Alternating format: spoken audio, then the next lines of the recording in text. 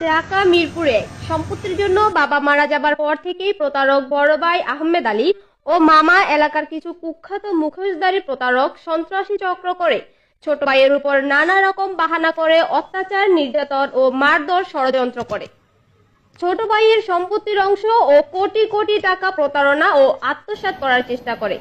প্রতারক বড় ভাই আহমেদ আলী সিসি ক্যামেরার তার কেটে মার্কেট এলাকার কিছু প্রতারক সন্ত্রাস নিয়ে ছোট ভাই ও তার 9 মাসের গর্ভবতী ওয়াইফের উপর ডাকাতের মতো হামলা করে তাদেরকে হত্যার চেষ্টা করে এবং ঘরের কিছু মালপত্র, গহনা, টাকা নিয়ে গেছে। এছাড়াও সম্পত্তির ব্যাপারে থ্রেট দিয়ে গেছে।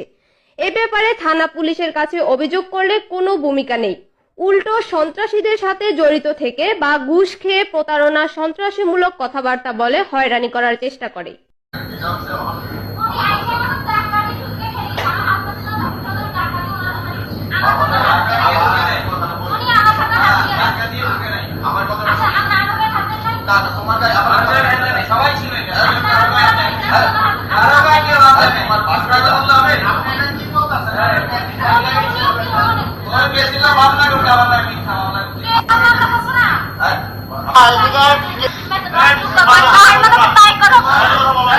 কিছু বুঝি না, তখন থেকে আমার ভাই মনে করেন যে আমার মামা, হ্যাঁ, এলাকার কিছু লোক মনে করেন যে চক্র বানায় আমার খুব অত্যাচার করতেছে। সম্পত্তি মনে করেন বুঝতে গেলে নানা রকম বাহানা করে, নানা রকম ভেজাল করানোর চেষ্টা করে এবং ফালায়। তো মার্কেট যেমন স্বাধীন মামলা মার্কেট, এই মার্কেট কন্ট্যাক্ট করে দিছে, এই করে আমি সাইনিং মেন দিয়ে দিই, দিকে আরও সত্যি হয়ে গেছি। আরও বেশি আমার লোকের জ্ঞানজাম সৃষ্টি করতেছে, ভেজাল করাইতেছে, অত্যাচার করতেছে।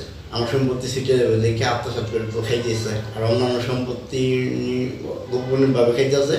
এই সম্পত্তি নিয়ে আসছে পোলাবেন দিয়ে হামলা দেওয়ায়, গাছ কেটারায়, বাসার নানান রকম ভেজাল, নানান রকম ঠিক।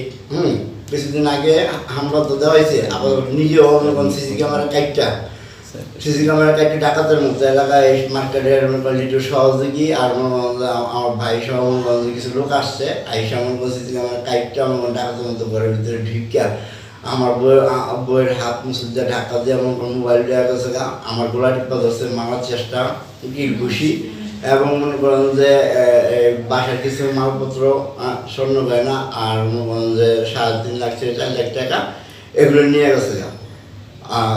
আবার খেলতে যে যদি কোনো কিছু করো হাত পা ঘুরে ঘুরে করে দেবো, গাইড করে নেবো। এবং থানায় গেছি, থানার রেজাল্ট দারোগা, প্রিন্স দারোগা, তারা মনে করেন সন্ত্রাসীমূলক কথা হচ্ছে বলে তোমার বইয়ের বাচ্চা মেরে গেলে মনে করো যে তোমার বইয়ের কিছু মুখোশধারী সন্ত্রাস আছে, থানায় ঘুষ খাওয়ায় মনে করো যে এরকম আমার প্রতি অত্যাচার করতেছে এবং আইন দিছি কিসের জন্য?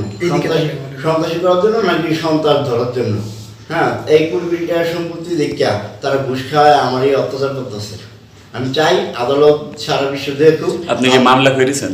আদালত যাতে ন্যায্য বিচার করে। আমি এর আগে মামলা করছি, হ্যাঁ, এই যে মামলার কাগজ জিটি করছি, কোনো কাজ করে না। হ্যাঁ, তারপরে জিটি আর নেই, এটা অনেক আগে একটা জিটি নিচ্ছে, তারপরে আর জিটি নেই, এটারও কাজ করে নাকি। এটা আমার মনে করেন জমির দলিল, হ্যাঁ, এই দলিলের পর্চা, হ্যাঁ, আমার মনে করেন যে জমির নকশা, আমার মনে করেন যে আমি যত দলিল কাগজপত্র জমা দিয়ে আমার করেন যে কোর্টের ভিতরে মনে করেন মামলা করছি, সেই মামলার কাগজ আমি চাই মনে করেন আদালত এই মুখোশধারী সন্ত্রাস যেই হোক, সরকারি লোক হোক, বেসরকারি লোক হোক, আইন সবার জন্য সমান, এইভাবে যাতে বিচার করে আর মুখোশধারী সন্ত্রাস ধ্বংস হয়।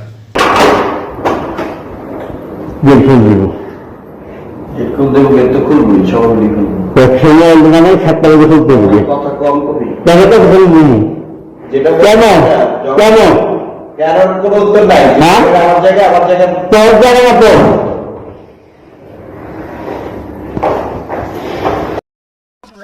হ্যাঁ,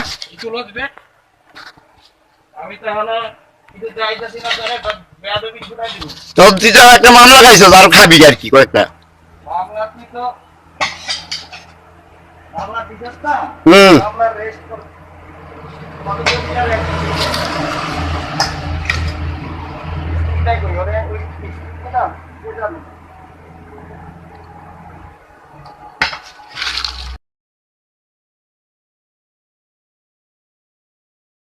আপনার যন্ত্রপাতি বাইরে থুইছে।